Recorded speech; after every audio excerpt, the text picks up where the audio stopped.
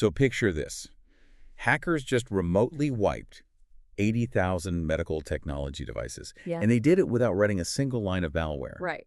Plus, a major telecommunications giant lost an entire petabyte of data, all because of a forgotten password from over a year ago. Yeah, it is a staggering amount of data. And it gets worse.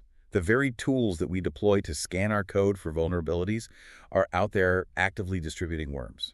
Oh, and Google's AI is actively rewriting news headlines into, well, the exact opposite of reality. Quake the month. It really has. Yeah. Welcome to Tech Talks with Kinsoft. I am so thrilled you are joining us today. Our mission for this episode is pretty clear. We are synthesizing a massive stack of recent tech and cybersecurity reports, incident analyses, and patch notes just to figure out exactly how the rules of the digital race are being entirely rewritten.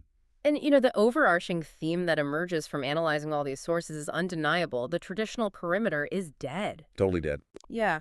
Today's threats and innovations, they just aren't happening at the gates anymore. They're happening inside the house. Inside the house, right. Exactly. They're embedded deep in our software supply chains, our built-in enterprise administration tools, and, our daily workflows.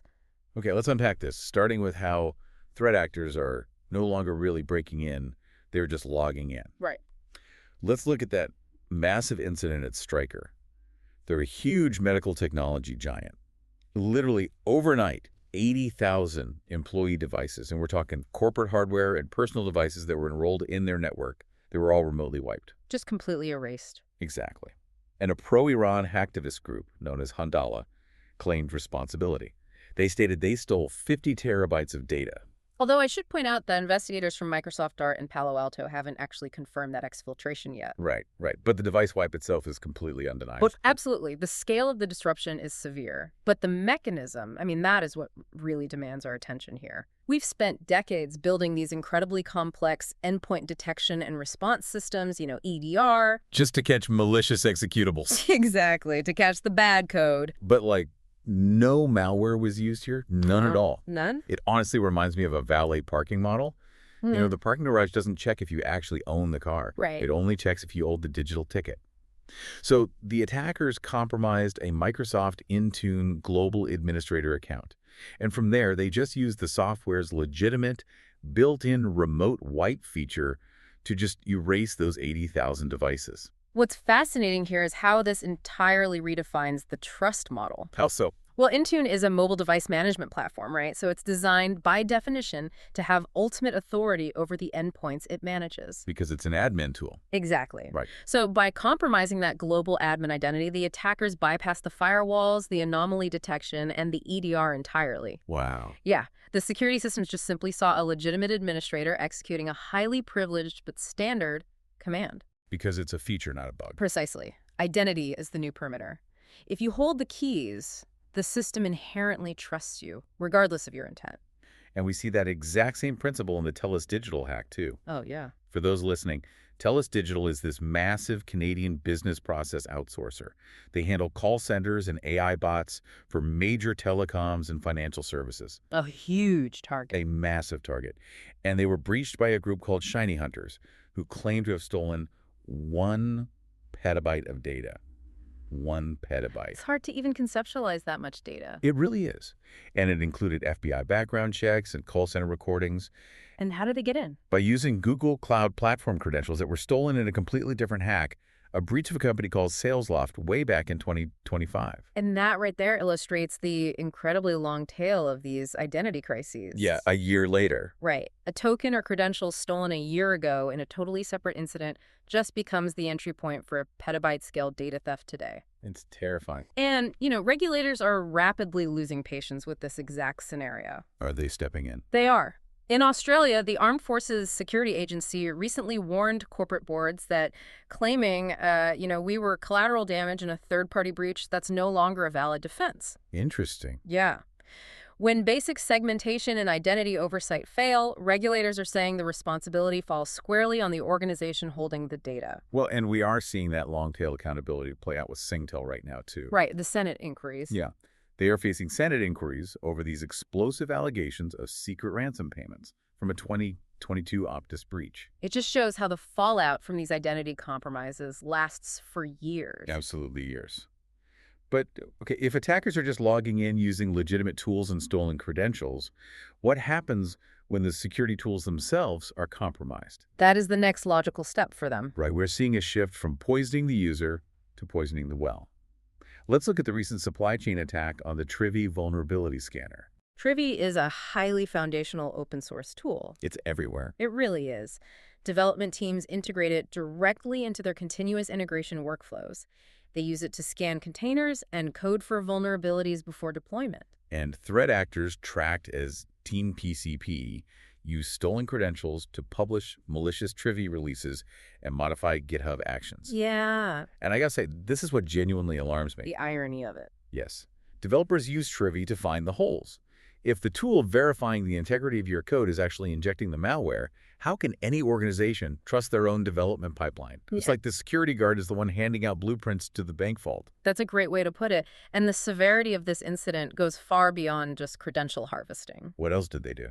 Well, the attackers unleashed a self-propagating worm called canister worm across 47 NPM packages. Okay, wow. And what makes canister worm incredibly sophisticated is its command and control infrastructure. It actually leverages tamper-proof smart contracts to spread. Wait, hold on. They are using blockchain infrastructure to host the malware's instructions. Yes. That is wild. It is. Traditionally, if an attacker sets up a command and control server on a cloud provider, security researchers can just work with the provider to take that server offline. Right, sinkholing the attack. Exactly. But by hosting the execution logic on decentralized smart contracts, the attackers have created this immutable, distributed command infrastructure. You can't just call up customer service for the blockchain. Right. You cannot simply submit a takedown request to a blockchain. Wow. So you end up with a trusted security scanner acting as a distribution mechanism for a highly resilient worm that is deeply embedded into the software supply chain. It is absolute infrastructural rot. It really is. And speaking of foundational software, this leads right into the behemoth that was Microsoft's March 2026 Patch Tuesday. Oh, that was a massive update. Huge. They addressed 79 flaws, including 2 publicly disclosed 0 days, one in SQL Server and one in .NET. Right. But there is one specific vulnerability that perfectly highlights this era of compromised foundational tools. It's an Excel Copilot flaw. Right. CVE 2026-26144. That's the one. And it allows for a zero-click information disclosure attack via unintended network egress. And this is so critical because we are integrating highly privileged AI agents into our most sensitive document environments. Yeah, Copilot is everywhere now. It is. And it has access to your emails, your financial models, your internal chats. So for the listener, how does unintended network egress actually work in this context? Because it sounds like a very polite way of saying the AI is smuggling data out the back door. It's essentially an advanced prompt injection that manipulates the AI's network permissions. Okay. So an attacker can embed hidden instructions within an Excel file. Maybe they use white text or they hide it in the metadata. Something the user wouldn't even see. Exactly. But when Copilot scans the document to summarize it for the user, it processes those hidden instructions. And then the malicious prompt commands the AI to gather sensitive data from the user's environment, append that data to a URL, and make a web request to an external server controlled by the attacker. While pretending to do something else. Right, under the guise of fetching a required image or resource. That's insidious. The user never clicks a malicious link. The AI agent just does it for them in the background. So the threat is basically already inside the perimeter by default. Exactly. And this smuggling, it doesn't just stop at the enterprise cloud. It extends all the way to the devices in our pockets and our homes. Let's shift to the edge frontier. A very active space right now. Highly active. We just saw Android release its massive March 2026 update, a staggering 129 fixes. Massive patch. It is. But here's where it gets really interesting. This update includes a fix for a zero-day vulnerability in Qualcomm GPUs, that's CVE 20.26.2.1385, and it was already being actively exploited in the wild. The update was so huge, they actually split it into a March 1st software patch and a March 5th hardware patch for the chipsets. And that distinction between the software and hardware patch is really critical for you to understand the complexity of these devices. Break that down a bit. Sure, the operating system layer Android that can be patched relatively easily, but a GPU zero-day involves the fundamental microcode that's executing on the system on a chip. Oh, it's way deep. Much deeper. The hardware patch fundamentally alters how memory is allocated at the silicon level. Wow. Yeah, and it requires deep coordination between Google, chipset manufacturers like Qualcomm, and device vendors like Samsung. And Samsung actually had to use a dual-track approach. They did. They had to push their own specific security fixes alongside Google's. And the crazy part is, while they were patching 129 security holes, they were simultaneously pushing out new ecosystem features. Right, like Wi-Fi sync. Yeah, Wi-Fi sync to share network credentials and play shorts for App Store video previews. It is an incredibly complex ecosystem. It's a lot of moving parts. But compare that to the devices sitting in our living rooms. While phones get 129 patches in a day, our home appliances are basically a security void. A total Wild West. Truly. Huh. But Australia's trying to change that. They're enforcing their new security standards for smart devices as of March 4th, 2026. And this is overseen by the Technology Assessment and Regulation Office, or TARO. And these rules quite strict. They mandate the elimination of universal default passwords for IoT devices. Finally. Yeah, and manufacturers must provide a mechanism to report security vulnerabilities. Plus, crucially, they must be transparent about the guaranteed timeline for security updates. Which is great, but I have a major pushback here. Oh. Why explicitly exclude smartphones, laptops, and PCs from these rules? Doesn't that leave the devices holding our most sensitive personal data completely unregulated by this new office? I mean, isn't that like putting a high-tech biometric lock on your garden shed, but leaving your front door wide open? I see why it looks that way. But if we connect this to the bigger picture, the exclusion makes technical sense. Really? How so? Well, smartphones and laptops possess hardware roots of trust. And as we just discussed with that Android update, they have highly active, deeply scrutinized update ecosystems. Okay, that's true. The mobile ecosystem is actively managed by massive security teams. Exactly. The IoT space, however, has traditionally operated on bare metal Linux with hard-coded credentials that are flashed once at the factory and then completely forgotten. Oh, right. Like a smart fridge that never gets an update. Precisely. And a compromised smart thermostat might seem trivial, but it acts as a persistent foothold to access the wider domestic network. So TARO is just targeting the weakest links. Right. They are targeting the unregulated edge of the network to ensure those weak links meet at least a minimum baseline. Okay, that makes sense.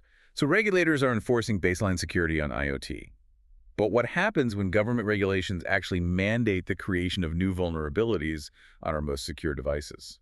That is the regulation paradox we are seeing unfold right now. Exactly. Let's look at Brazil. They're a fast-tracking bill 4765/2025. This legislation heavily mirrors the European Union's Digital Markets Act. Right, focusing on interoperability. Yeah, forcing tech companies to allow hardware and software interoperability to increase market competition. And look, market contestability is a standard economic goal. Regulators want smaller companies to be able to compete with massive walled gardens. Which sounds good on paper. It does.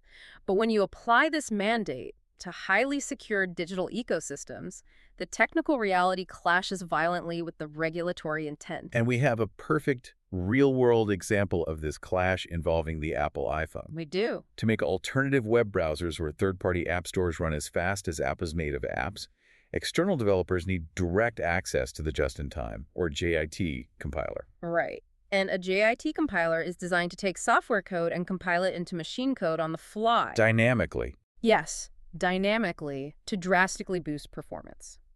But to do this, it requires the ability to write to device memory and then immediately execute that memory. But wait, doesn't that fundamentally break the security model? How do you mean? Well, if you can write data and execute it on the fly, you bypass the core sandboxing that keeps a malicious app from taking over the phone. You've identified the exact vulnerability. Modern operating systems rely on a security principle called write XOR execute. Okay. It basically means a sector of memory can either be written to or it can be executed, but never both simultaneously. Oh, I see. The JIT compiler is the one highly guarded exception to this rule. And regulators want to open that up. Yes. By forcing Apple to grant third-party applications access to the JIT compiler for the sake of market competition, regulators are mandating access to the most dangerous engine on the device. That's terrifying. And we saw the fallout from this, too. Hackers recently used a JIT exploit called Dark Sword to indiscriminately hack hundreds of millions of iPhones. Just by embedding the tool in infected websites. Yeah. Apple patched the specific exploit eventually, but researchers noted that the Russian hackers who utilized Dark Sword left the fully documented code online. With instructions. Yes, with English comments explaining how to use it for absolutely anyone to deploy. It's not just about leaving the vault door unlatched. It's like regulators demanding the bank give competing tellers the unrestricted ability to rewrite the bank's operational ledger on the fly. This raises an important question for you, as the listener, to consider regarding the intersection of policy and security. Yeah, it's a huge policy issue. If a government successfully mandates interoperability, legally forcing a company to open up direct read, write, and execute access to third parties who assumes the risk, if a nation-state actor uses that legally mandated open door to launch an attack that compromises millions of citizens, who is responsible for the patch? It's a massive gray area. It is. The regulatory push to rapidly alter these deeply embedded architectures often just fails to account for the profound security implications. We are seeing these complex systems pushed to their absolute limits by both attackers and regulators. Constantly. Speaking of complex systems we are struggling to control, let's transition to the ultimate wildcard for your business and daily life: artificial intelligence. AI. Yeah, well, we are seeing a true dual reality when it comes to AI right now. We really are. AI is simultaneously acting as an unpredictable agent of chaos on the consumer front and a highly deterministic, optimized engine for enterprise efficiency. Let's look at the chaos first, because this is wild. A report from The Verge detailed how Google Search is experimenting with using AI to rewrite news headlines directly in its traditional 10 blue links. Right. So a writer published a highly critical review of an application. The original headline was, quote, "I used the cheat on everything AI tool, and it didn't help me cheat on anything." Which is a scathing review. Very scathing. The intention of the author is entirely unambiguous. Totally unambiguous. Yeah. But Google's AI completely hallucinated the context. It rewrote the headline and the search results to just say, quote, "cheat on everything AI tool." Wow. It stripped all the context and completely inverted the truth into what looks like a positive endorsement. Because the AI is context blind. Exactly. If millions of people are scanning search results for accurate information, having an AI actively distorting reality on the fly is a massive problem. So what does this all mean? Well, it means consumer-facing large language models are still really struggling with foundational comprehension. Because they just predict words. Right, because they predict language statistically rather than actually understanding truth factually, they are prone to these massive context collapses. It's a mess. It is. But we have to contrast this consumer-level chaos with what is happening in the enterprise space. Where things are a bit more controlled. Much more. In the enterprise space, AI is being deployed with much tighter parameters and specialized hardware architecture. Okay, so like at the GTC 2026 conference, IBM and NVIDIA just announced an expanded collaboration that paints a totally different picture. Exactly. They are not using AI to rewrite blog posts. They're using AI and GPU-native computing to literally revolutionize global supply chains. And the technical jump here is huge.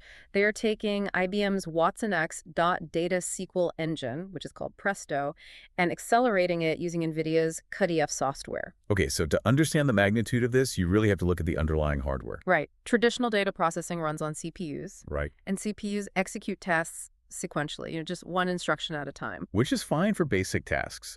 But they applied this to Nestlé's global order-to-cash data mart. Which is an enormous data set. Enormous. This system tracks every single order, fulfillment, delivery, and invoice across 186 countries. It processes massive terabytes of data across 44 dense tables. So running this on standard CPUs meant a single data refresh took Nestlé 15 minutes. Which in global logistics is an eternity. It really is.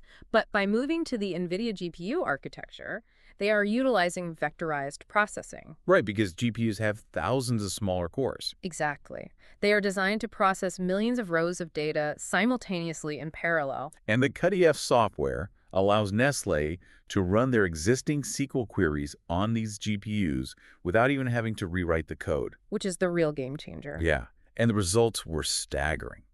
They reduced that global query runtime from 15 minutes down to just 3 minutes. Wow. That achieved an 83% cost savings and a 30 times overall price performance improvement. That is massive for a global company. It's unbelievable.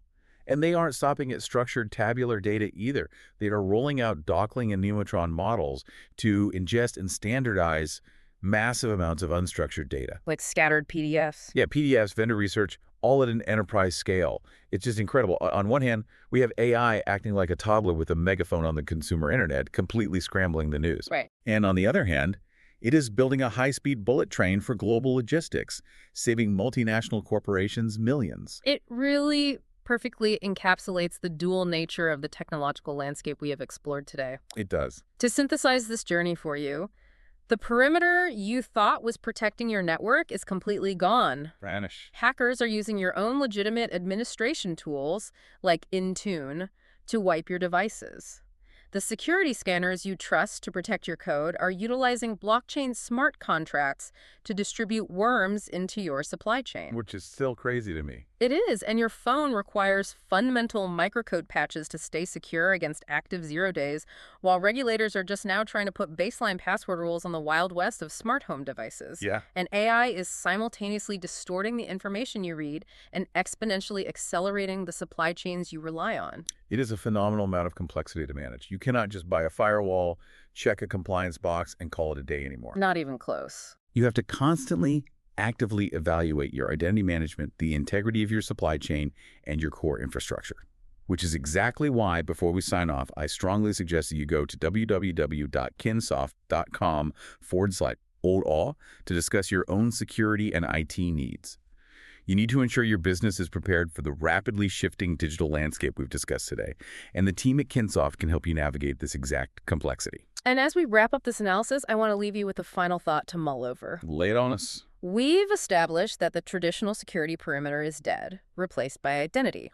We've seen that AI can seamlessly hallucinate and rewrite the very interfaces we interact with daily. Right. So as these AI agents become more autonomous, more embedded in our enterprise workflows, and as our personal credentials continue to leak from breaches years in the past, how long until you have to mathematically prove you are a human being to your own devices just to log in? Wow.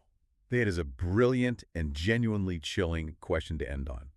If the system only trusts the digital token, the concept of proving our physical reality becomes the next great security frontier. Thank you for joining us on Tech Talks with Kinsoft. We will catch you next time.